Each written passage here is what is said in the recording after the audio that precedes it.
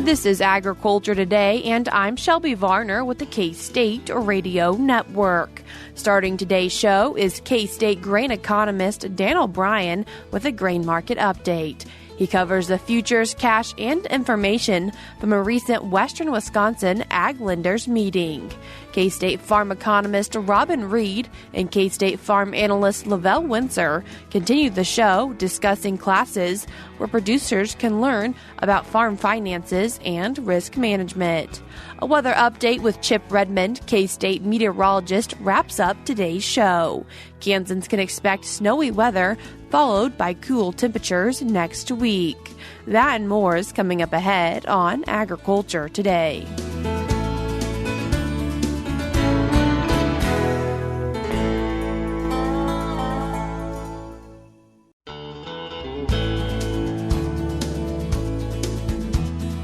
You're tuned in to Agriculture Today, and we start our Friday show with a grain market update. And as always, we're joined by K-State grain economist Dan O'Brien. Dan, thanks for joining us today. Thank you, Shelby. Kicking off our conversation in 2024 like we usually do, with what are futures looking like?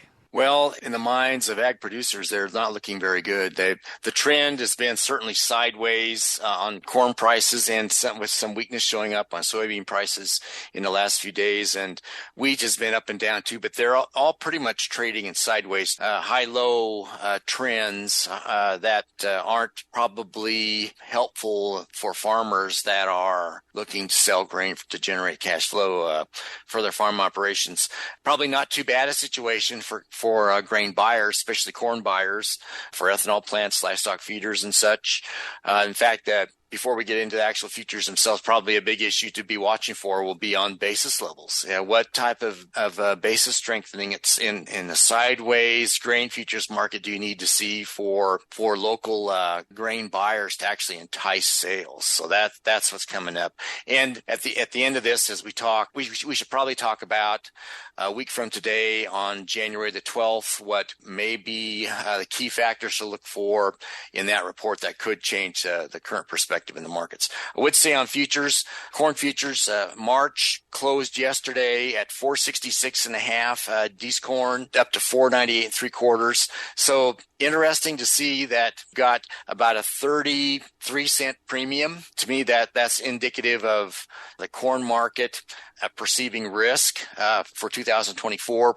So as you and I go along week by week, we'll be watching to see if that premium or that, economists get really nervous they call that a risk premium. But if that uncertainty in the market, if that holds the new crop futures above current cash prices, if that recedes or may not recede until we actually get out and start to get in the fields and see what's happening for acreage.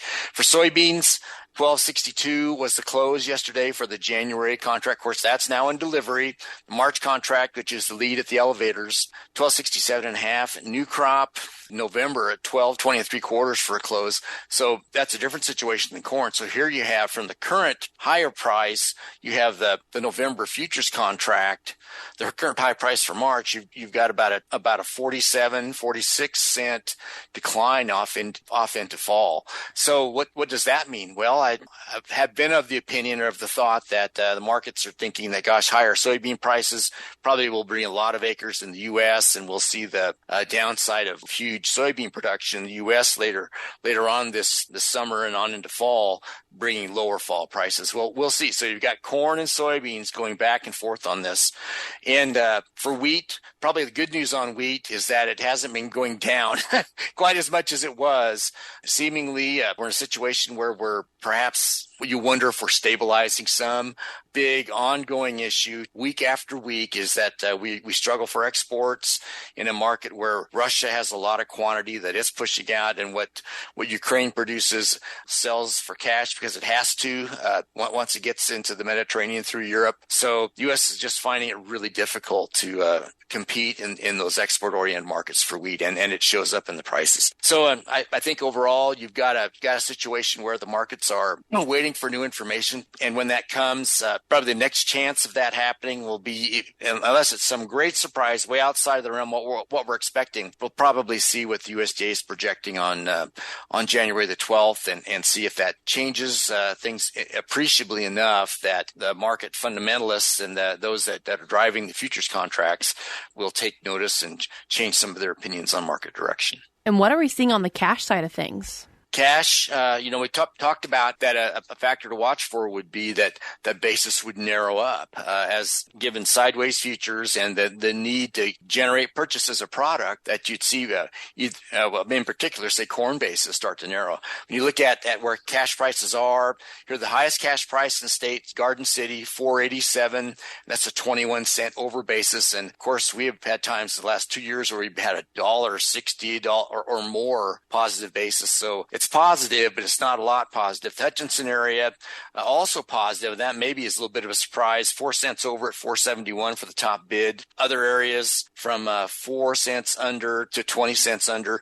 You do have new crop bids that are basically ranging from about 457 up to 472 or 459 in all areas except in the Garden City area in southwest Kansas where the feedlots are, and that's at 504. And sure question as to whether that's covering costs or not. And a person can look at our K-State budgets, and if we get good get the yields in those budgets that we're talking about, yeah, we seem to be covering costs, but there's not a lot of extra there. I just would say quickly with regard to grain sorghum, you do see a couple bids around the state that are over, where the top bids in some of these areas in Hutchinson, Salina are over $5, about $4.90 or so in Topeka, and the others are weaker. So that's indicative, I think, of the status of the export market for sorghum. Has been pretty good, but it's choppy up and down. Soybean prices all except for the Garden City area with a 12 in front of them, Western Kansas, Colby and Garden City about 1153, 1173, and then other parts of the state, you've got the highest price in Hutchinson at 1263, and others about 1218 to 1230 something. Wheat prices all hanging around $6 or 570.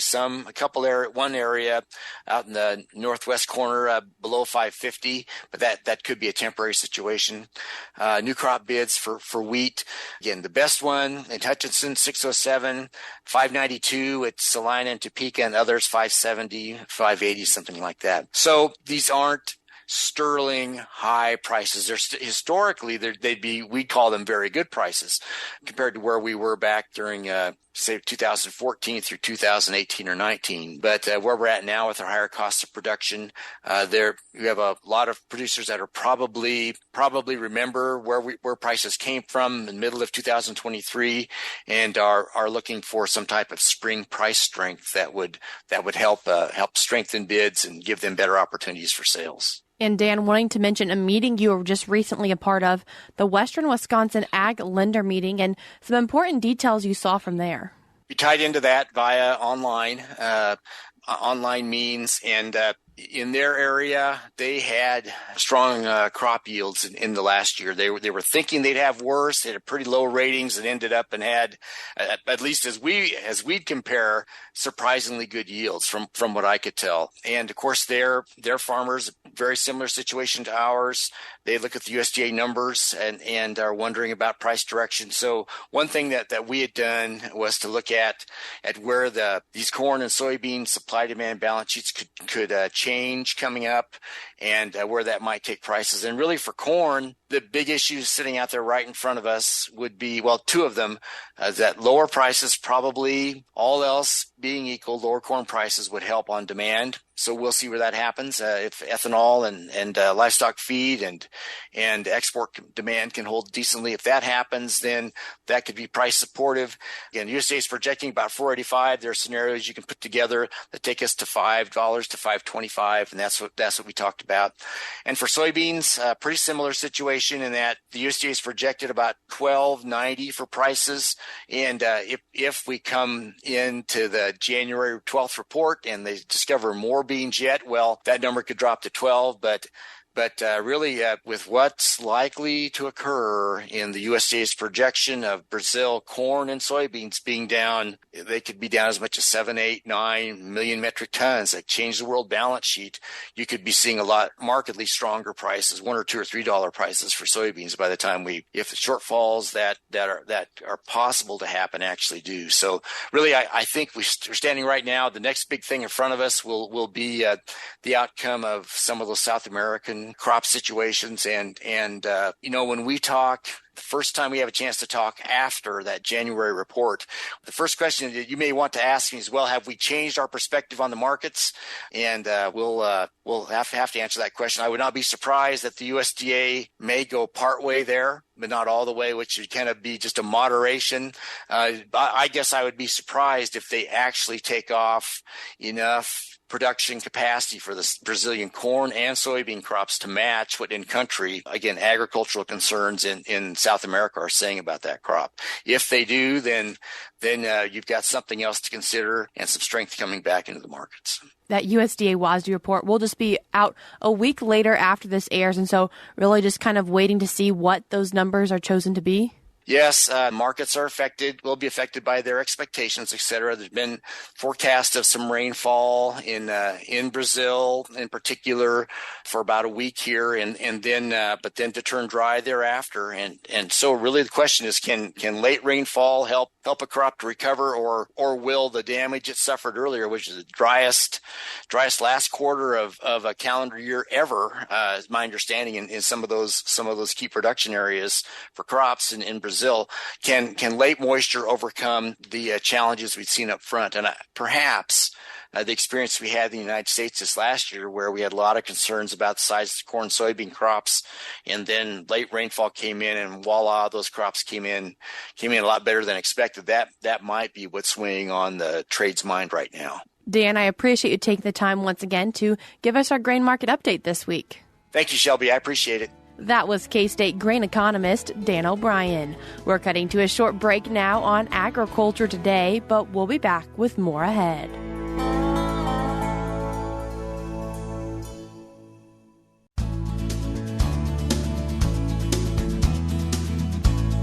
You're tuned in to Agriculture Today, and we continue our Friday show discussing some online classes around farm finances and risk management. And to talk about it, we're joined by K-State agricultural economist Robin Reid and K-State farm analyst LaVell Winsor. Robin, LaVell, thank you both so much for taking the time to join me today. Thanks for having us, Shelby. This first online class we're going to talk about got a little bit of a revamp, and it's titled Finances and the Farm. And what is the purpose of this class? Yes, so this is a class that some people have already heard about. We actually did this in person in 2020 and then released it as an online course in 2021, and so it's been out there. And that now we're re-releasing it in January. And so the purpose of this is just to enhance skills with finances on the farm. So we're going to be focusing on balance sheets, income statements, cash flows, enterprise budgeting to help people better understand and then manage their operations better with their farm records. And you mentioned quite a few different things. And so how many lessons are there covering this topic? So we have 7 different what we call modules, but they're really lessons in the class. And LaVell mentioned most of them there. But basically what we're going to do is really set the stage, talk about what makes farms successful and maybe what makes some farms less successful.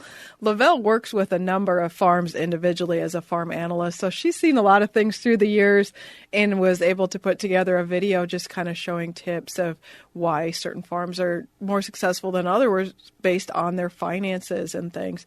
So we start out with kind of setting the stage and then going into record keeping, because none of these financial statements are possible without good record keeping and without good information on the individual's farm. So setting the stage with that, and then, as LaVell said, going through the big financial statements of balance sheet, income statement, cash flow, and enterprise budgets. And then we wrap up talking about family living expenses, which maybe you understand is tied to farm finance, but a topic that we think complements really well for farm families to look at their own family living spending along with their farm budgeting. And then we do end the class with some goal setting and just helping people use the principles to move forward and make some goals for their operation. And to add on to what Robin just said, one thing that we really focus on with these classes is so that they're not extremely academic in nature, like if you were coming to campus and learning these. We really put together the material in a way so that it is usable on your own farm so that you can manage your operation better. What are things that you should be looking for in those different financial statements? And then also maybe some tips on what does your lender look for on your financial statements as well, so that it's very usable, and how can you manage your business better. And a good example, so let's just say our balance sheet lesson. You start out watching a series of short videos on different aspects of the balance sheet, how to build it, how to analyze it and interpret it, and then benchmark off of it and that kind of thing. And then we have a review activity. And these are new in this class that is launching this January. And what that does is help you kind of interact with the material, learn some of the definitions more, play some games as far as matching and different things to really kind of get a good feel for, let's say, working with the balance sheet. And then we call them quizzes, but really what it is really just reinforce the learning. And what I wanted to mention on that is this class is set up for any type of farming operation. So when you go to take that quiz or that reinforcement of the learning at the end of the lesson, you can either select a farming operation that has cattle and row crops, kind of our traditional Kansas agriculture, or you can select more of a vegetable, honeybee, laying hen farm that sells CSA into farmers markets. So we're really trying to cater to any kind of agricultural operation and have content that is relatable, as LaVell said, directly to their own operation. And the idea after they take that quiz is then they can actually download material that they can, if they have not utilized one of these documents themselves on their own farm, they can download that material and just start right away making their own balance sheet or income statement for their own operation and put their own numbers into it. So when thinking about any operation, also any level of experience is welcome to these classes? Yes, and that's a great point. It really is for any level of operation. So it could be somebody just coming back into the farm or somebody who's been doing the books for a while, but they would just like to improve and hone their skills a little bit better. So if you have been doing the books for a while, there's going to be some stuff that you have seen before and you probably already do on your own operation.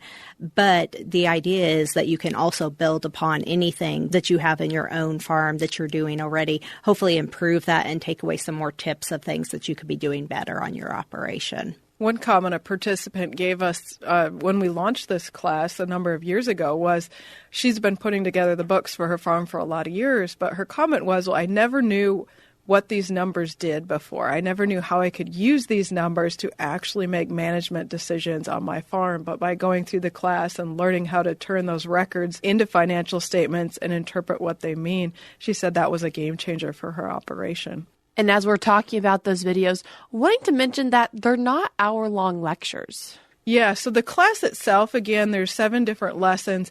Really, the video content itself altogether is about 4 hours over 26 videos. So again, a lot of very short videos that help people, attention span, and then a lot of activities to reinforce those videos and that learning. So we really, especially in this new version of the class, are making it more friendly, fun to take than what our previous version even was. And for people who would like to get registered for it, is there a potential for them to receive some FSA credits? Yes, so people can either take this class for education only, and if they choose the education only, it's $100 for the class. And this is a self-paced class. Once they sign up, they have 6 months to complete it, although we would encourage people to probably do that over a month, maybe 6 weeks at the most, just so that they get the material. And it's very, very easy to digest.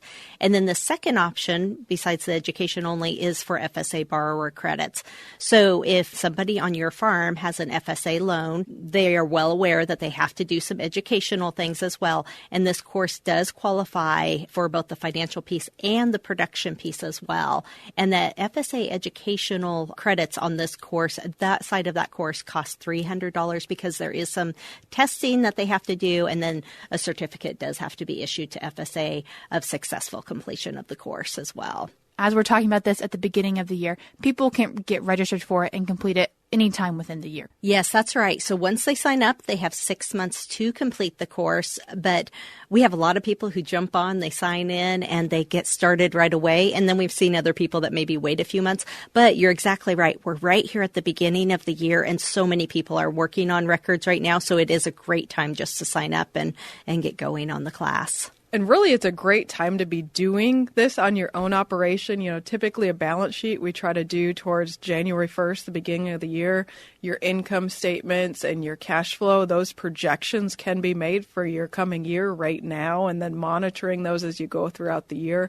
So really, in the beginning of the year here is a perfect time to take that class. Also because typically the farm work is a little less this time of year as well, and it's just a good time all around for this activity. And another class that people might want to look into taking is risk management on the farm. And what's the purpose of this class, and how is it different than finances in the farm? Yeah, so the risk management class, this is the one that we did in person at 28 locations in 2022, and then we turned it into an online course shortly after that. And so this course, the risk management on the farm, focuses on those risk areas. So it's going to be determining cost of production, crop insurance, crop marketing, farm programs, government programs, and then there's also a beef risk management portion as well. So focusing on all of those areas that focus on risk instead of the finances in the other course. Is it similar to the finances class with the amount of time people have to complete it and the cost? Yes, they're both the same as far as you get 6 months from the time that you register. So you can register anytime during the year and still get that 6 months to complete. This one is only for education. We don't have any credits that are tied to this class. But again, it is the $100 to take the class. Why would you encourage agricultural producers to take this class? Risk management is a thing that people ask about all the time. One of the most common questions we hear is, what should I do to market my crops or market my cattle? Well, the risk management class, that is one of the things. People are also making their crop insurance decisions towards the beginning of March. And so all of those pieces go together, and they're very, very important to manage on our operations. And I would add to that, I've had questions from landowners that are crop share landowners. They're not farming, but they receive a portion of the crop. And this is a great class, too, just in, you know, you're going to be purchasing crop insurance, you're doing your own crop marketing, you're going to get a share of those government payments in a crop share arrangement. So it's a really good class, too, for landowners. If people would like to get registered for either of these online classes, where can they do that? The easiest is go to our website, AgManager.info, on our events page. So AgManager.info/events. And just look for the two class names, Finances on the Farm and Risk Management on the Farm. And all of the information and online registration would be on that website. Rob and LaVell, I appreciate you both taking the time to join us today and share with us some information about these online classes that people could take. Thank you for having us. That was K-State agricultural economist Robin Reid and K-State farm analyst LaVell Winsor. If you'd like to find more information about these classes, you can do so by going to AgManager.info, or we'll also link them in today's show notes on agtoday.net. Stick around, we're cutting to a short break now, but we'll be back with more ahead.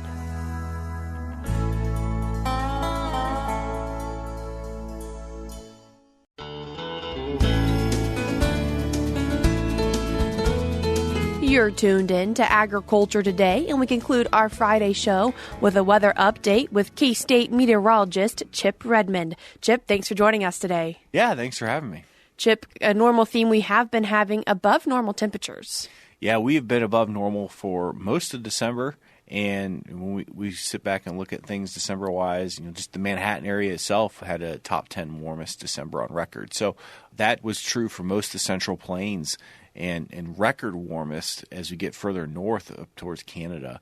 And then precipitation-wise, we've had warmer air, and that warmer air is able to hold a lot more moisture, and so we are able to get more precipitation as a result.